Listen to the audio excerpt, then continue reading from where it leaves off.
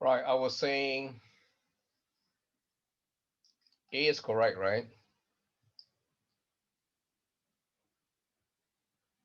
D is correct, right? Adequate understanding, demonstrate compliance, right? And you always abide by the stricter version of any law, regulations, or standards, right? So E is correct. So the answer is A, D, and E. A, D, and E. So the answer is big D. All right, any question?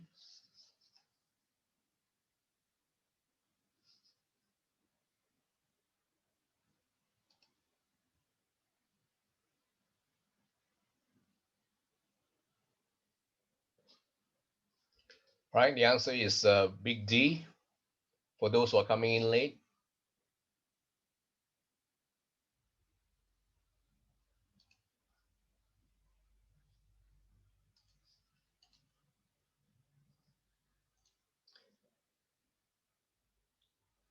So in accordance with 1A, which of the following statements about whistleblowing is true?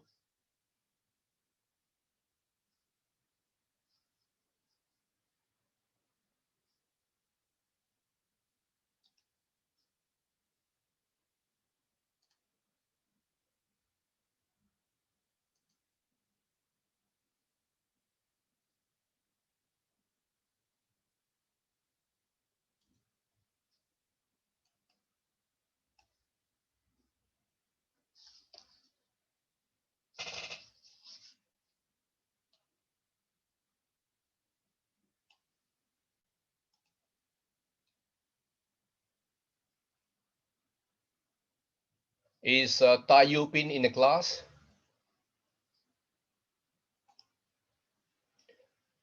Gun Jiaxin, you want to record? Yeah, sure. Just hang on. Right, there you go, Bun Jiaxin.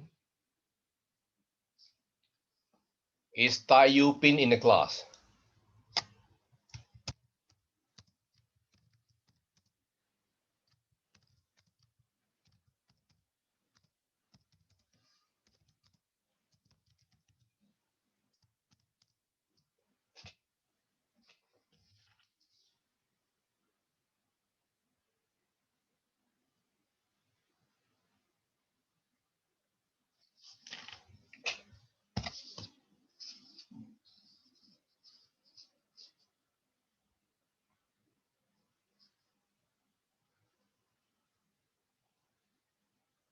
Well, I don't see Tai Yupin's name here, so I presume he's absent.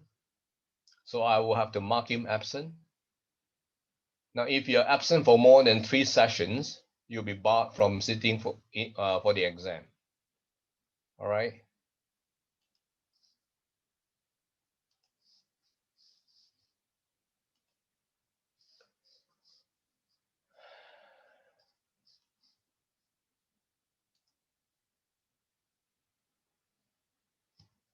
Right. So, in accordance with Standard 1A, which of the following statements about whistleblowing? We're talking about whistleblowing here. Right. So, as far as 1A is concerned, right, it is not mandatory. Yeah, definitely. It's not mandatory by regulation, but it is obviously it's prudent. It's sensible to do so. Yeah, definitely A is correct. It is not mandatory as long as the actions in the questions are legal. Well, now here we're talking about a violation of the standard. So we're not talking about legality here, right? So B is wrong. C, it is not mandatory to dissociate as long as you whistleblow. No. Well, you whistleblow and then you whistleblow, but you must also dissociate, to keep yourself safe. All right. So C is wrong. It is mandatory if required by applicable laws and regulations. Definitely. Right. It's required because it's required by applicable laws.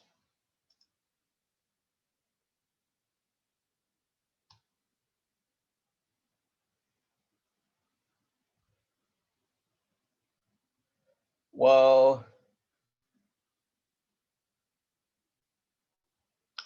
I suppose Tai Yu Bin can, let me know, Tan Hui Yi, you let Tai Yu Bin know that he can always use, I mean, if he can always let me know through WhatsApp that he got connection problem, but he doesn't even let me know, and he's not even in the class, right? So if you got connection problem, right, you can use your phone actually. If the internet connection in your house got problem, you can always use your phone. You know what I'm saying? In your phone, I think use your data, right? Or if you really can't, you must let me know in our WhatsApp group that you are not able to connect. Otherwise, I'll mark you absent. Simple as that. And if you don't even want to let me know in the WhatsApp group, that means you don't have a sense of responsibility. All right. So connection problem or no connection problem is not an excuse. I don't believe he has a connection problem. Right. He could always let me know if you got a connection problem. It's simply being you're not responsible. That's all. No excuse.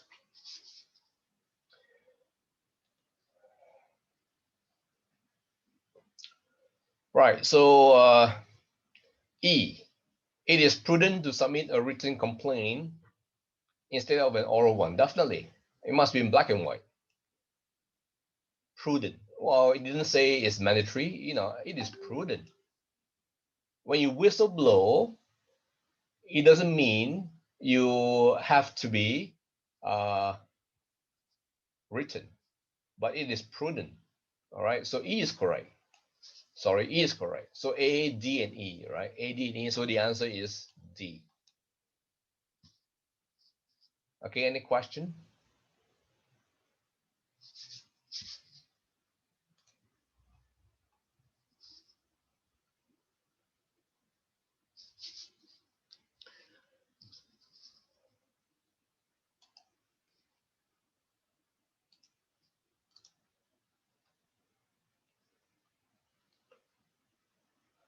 Right, number 3.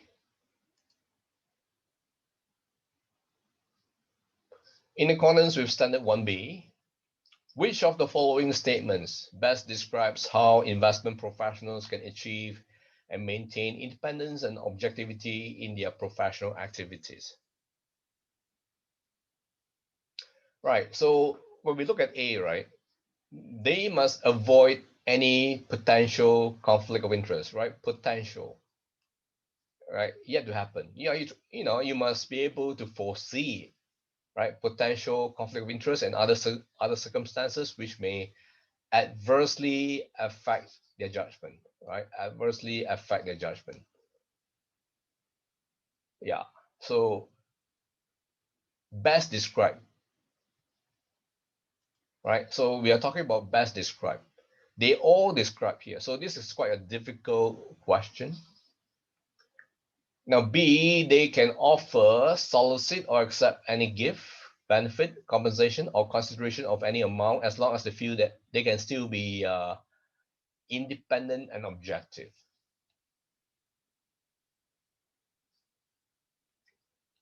Right? So B is not as good as A. Right? Still, A is better than B. Right? Because A is a stronger statement. Now let's look at C. They can achieve and maintain independence and objectivity as long as they work independently and objectively. Right. So here, as long as they work independently and objectively, it's very ambiguous. Very ambiguous because different individuals have different standards. Right. Have different standards. So this statement is actually weaker than B. D, they can accept any gifts, be it benefits or favors, as long as they are exchanged quid pro quo. Wow. This is wow. This means that I scratch your back, you scratch my back. Right? This is not about independence at all. Right? So D is wrong. Definitely. D is not correct. Actually, A, B, and C are partly correct. B and C is partly correct. All right. Now E, they can accept any gifts, benefits, or favors as long as they receive consent. Well,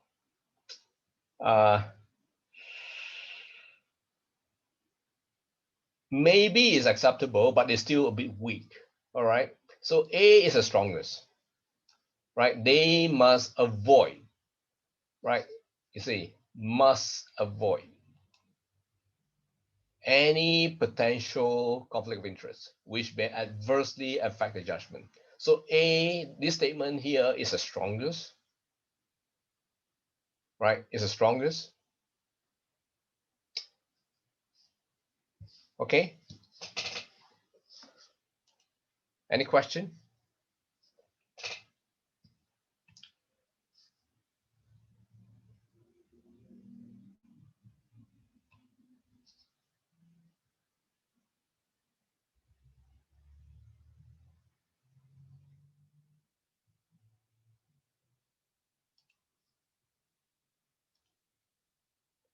Thank you, Hui.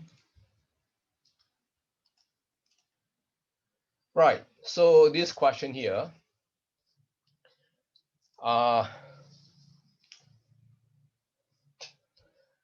there's one or two students who actually copy the answer from the internet.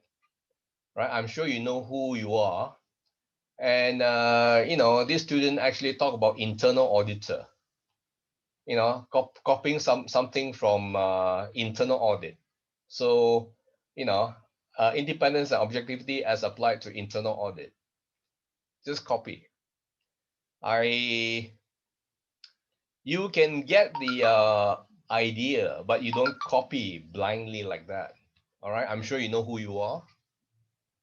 Right. So when we talk about independence, right? Independence, that means you are doing things by yourself. Right. So I mean, there will be certain keywords, you're doing things, you're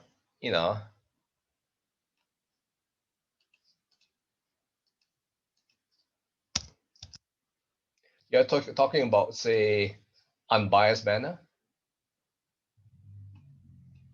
right?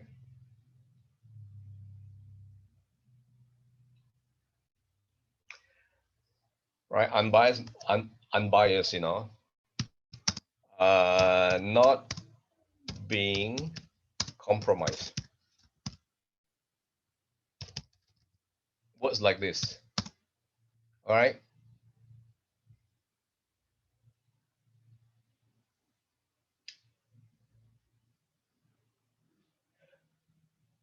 That means you try to not being compromised, right? That means you approach, right, with skepticism. Approach anything with skepticism.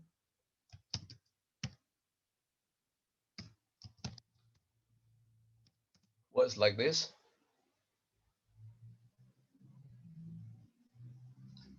right? Right, independence, right? Independence, right? Independence of mind, of thought, right? Independence of thought,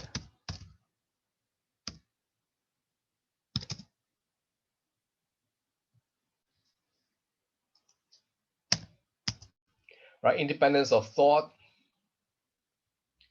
independence of thought, of mind, or appearance. You get me?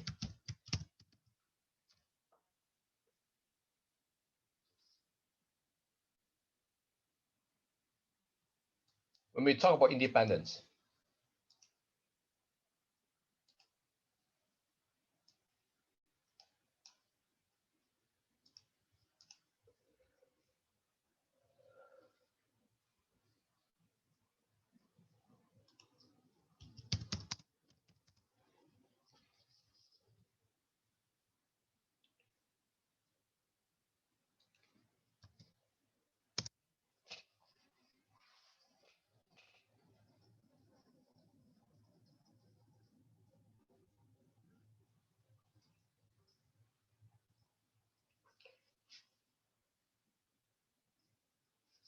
All right. So, I mean, when you discuss this concept of independence, right? So basically, you must have all these words, right? You know, or similar words like this: independence of thought, independence of mind, independence of appearance. That is what independence is about. You know, you act in an unbiased manner, not being compromised, and you approach anything with skepticism. That means you don't believe it until you actually think about it. You know, all right. Okay, objectivity, right? Objectivity.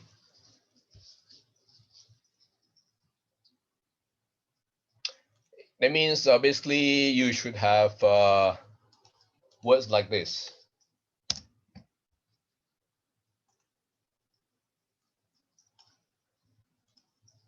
You know, unbiased mental attitude, objectivity.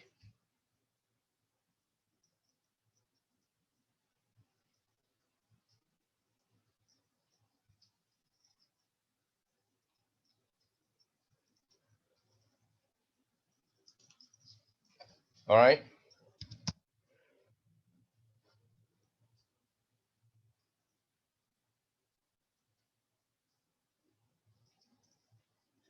Impartiality. You can use words like this: impartiality,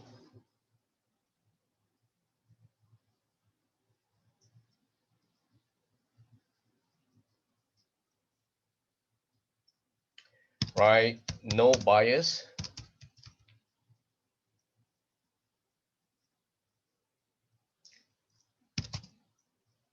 right? Not subject to others' influence,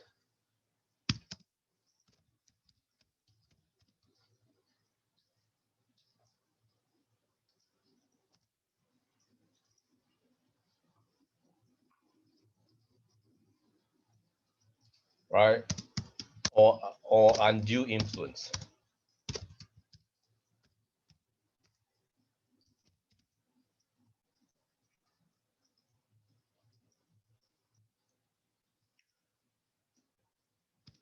right? Or no conflict of interest, not subject to, no conflict of interest,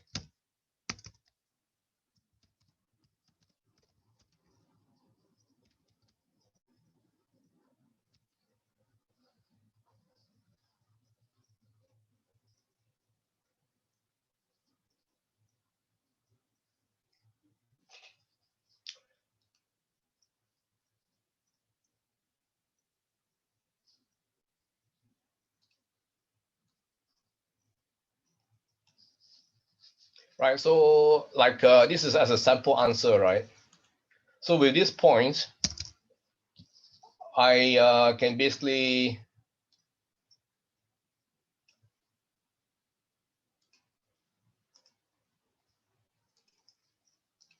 write like that. I mean, this is like a sample answer.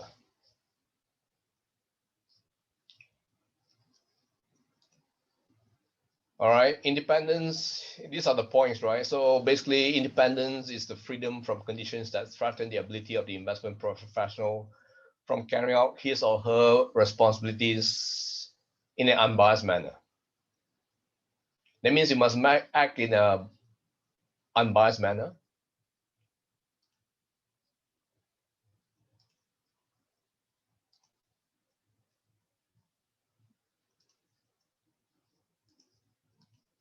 right? So if you want to, uh,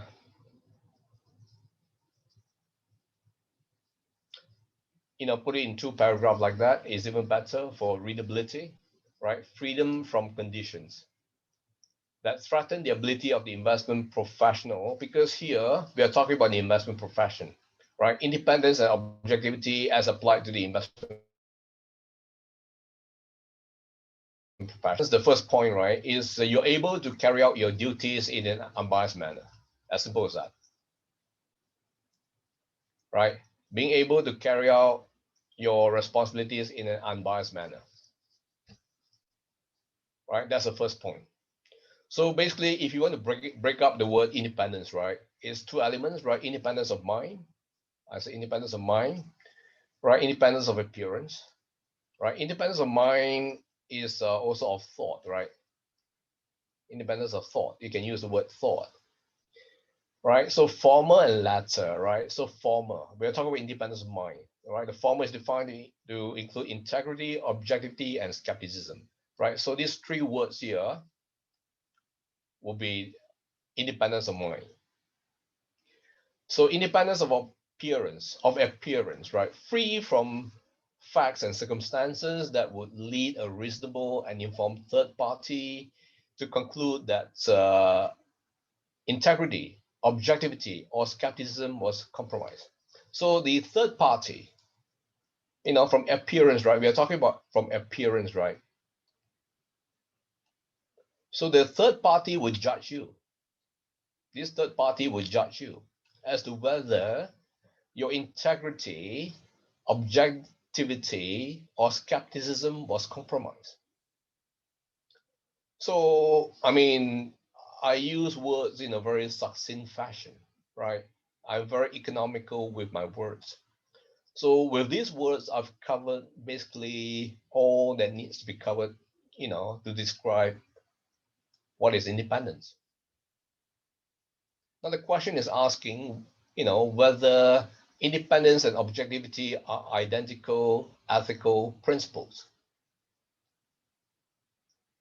They have some similarities, right? So if I change the word to similar, then you can say it's similar, but I'm saying whether it is identical.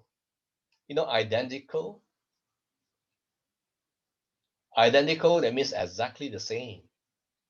Similar, that means you share some similarities. All right, so that's a difference in the meaning of the word here.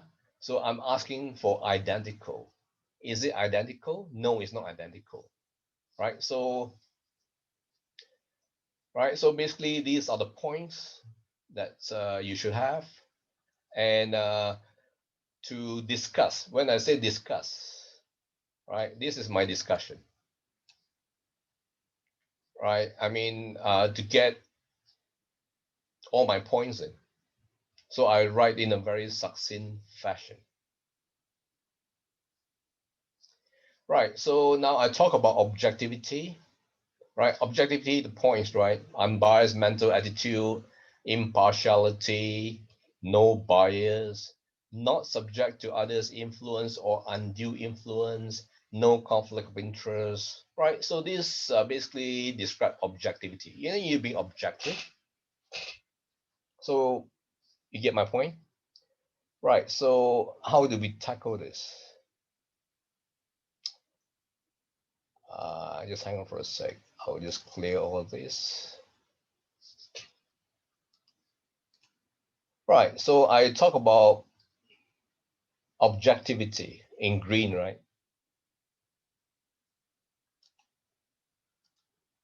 Right, objectivity. So I have all these points, right? So basically, this is how I wrote it.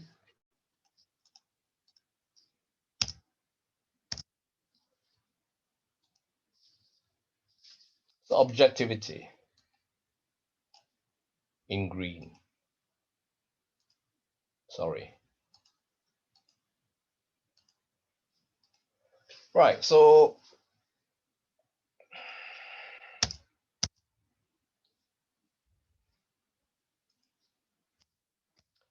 I sort of divide into, say, 3 paragraphs, right? Remember, I was saying objectivity is an unbiased mental attitude that allows the investment professional to carry out his or her professional engagements, professional work, professional obligations, professional engagements, right? You can use words like that, right? In a manner that they believe in their work product. That means it's done by them, right? So there's actually impartiality, not subject to others' influence, right? something like that, that they believe in the work product, right? And that no quality compromises has been made, right? They are not being compromised. All right. So this is how you should write it. Right. And then here, right, objectivity requires that the investment professional does not subordinate, right? Does not subordinate his or her judgment on investment matters to others. Right. So here we're always talking about investment, right? Investment matters, right? Right. Does not subordinate. Right. That means is here. Not subject to others' influence or undue influence. Right. I can play with words, right? I can say objectivity requires that the professional individual is not subjected to others' influence or any undue influence by others, right? Or I can write like that, objectivity requires that the investment professionals does not subordinate, right? This is a higher level word, does not subordinate his or her judgment on investment matters to others. That means you are not being subject to others' influence. All right. And now this point here, conflict of interest, right? So this paragraph, objectivity imposes an obligation, right, on all professional investment professionals. So actually objectivity, you're required to be objective, right? So basically it is an obligation on your part, not to compromise your professional judgment, right? Because of bias, right? So bias, right? You can say no bias here, right? Conflict of interest or the undue influence of others.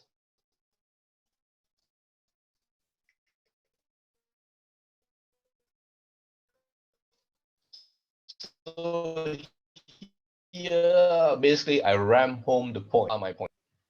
All right. Any question? Now, I've seen some of your answers. Are there any students who want me to discuss the answers here?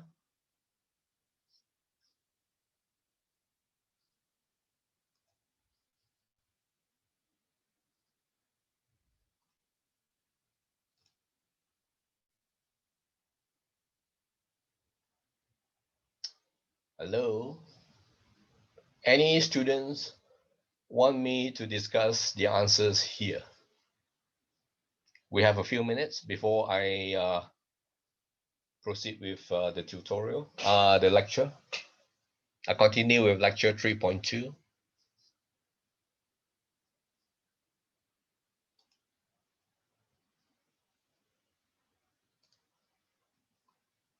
Hello? Which student wants me or is brave enough to, actually in my previous classes, a lot of students were fighting to have their answers discussed in class. But this is very strange.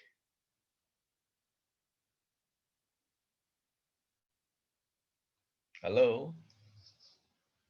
Who wants your answer to number 4 to be discussed?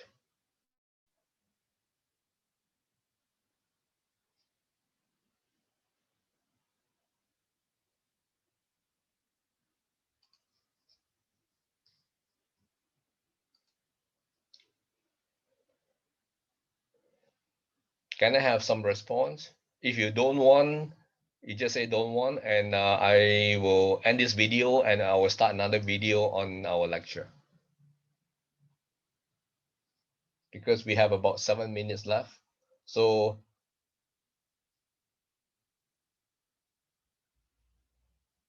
hello, can you please respond, anyone? Right, Hui says you don't want because your answer is wrong. It doesn't matter. It doesn't matter. Now, there's one more thing that you all should take note. I've read some of your answers, right? And the way you write your English, you better improve. Because for those questions that ask you to discuss, and if you write like that, you will fail. So now I know we only have 7 weeks. It's a short SEM. We know we don't have much time to correct on your English, but we do the best you can. You do your best, you know, you try to improve. The objective here is to learn as much as you can.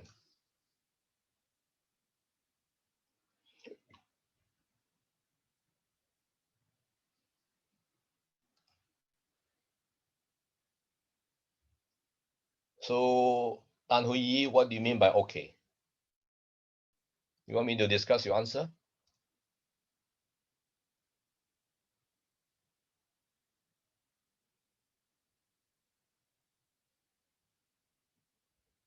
Tan Hui Yi, you want me to discuss your answer?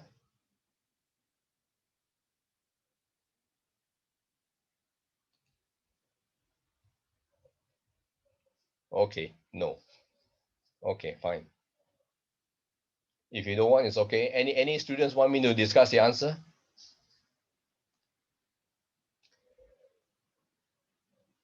There's 1 or 2 answers which are plagiarized from the internet, so don't do that. My last warning, I'm sure you know who you are. Don't just copy and paste. You can use the material, but you write accordingly in your own words. That's how you learn.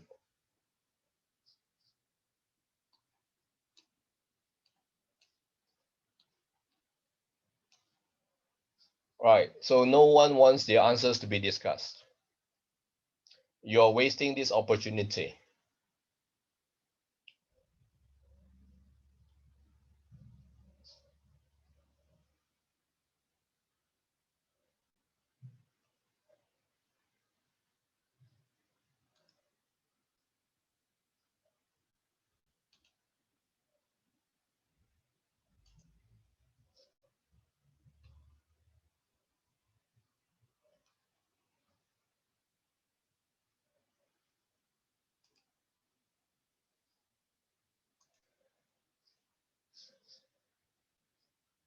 Hello?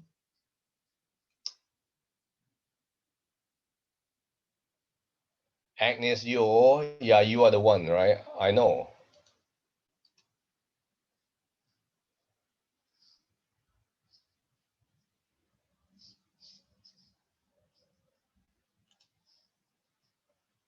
Agnes Yo, you.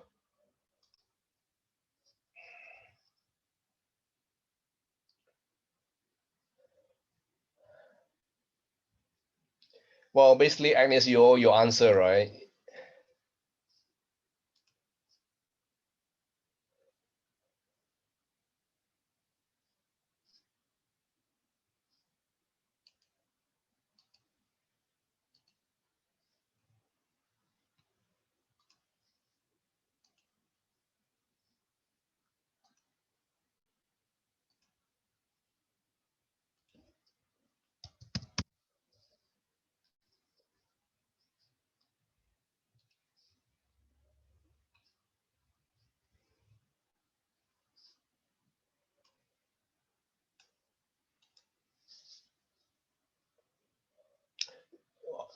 We are talking about the investment profession here. So Agnes, basically, you just copy from that website about internal audit, right? I've seen your answer.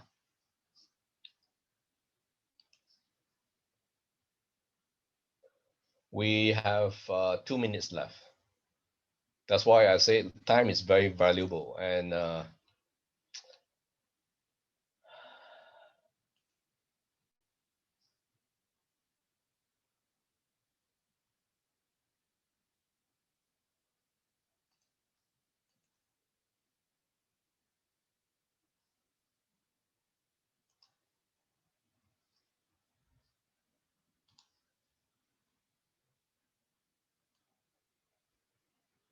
Agnes, this is yours, right?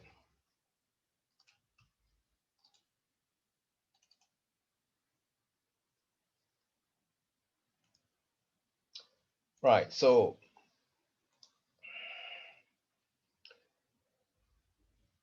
we are not talking about internal audit activities. So totally out of point. Right? That shows that shows you don't know how to copy intelligently, right? Obviously, you talk about internal audit, you're copying from somewhere, right? You talk about chief audit officer, about how they function, right? So all this is not relevant at all, right? Objectivist spiritual attitude of impartiality that allows, again, you talk about internal auditor, you don't know how to copy intelligently. Yeah, it's similar, right? Internal audit and the investment profession, there's some similarities, but you must know how to adjust accordingly, right? Okay, believe in work product, do not compromise on quality. Yeah, you got the point here, but you must know how to change all this. Subjacent. I don't know where you get this word from, right? And then here again, right? All this level, this is irrelevant.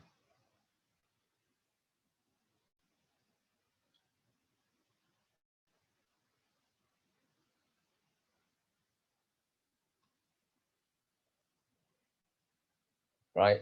So you can use some of the points here. There's some similarities, but see, use words like this: internal audit, internal auditor. Though. Then subjacent. I don't know what you mean by this.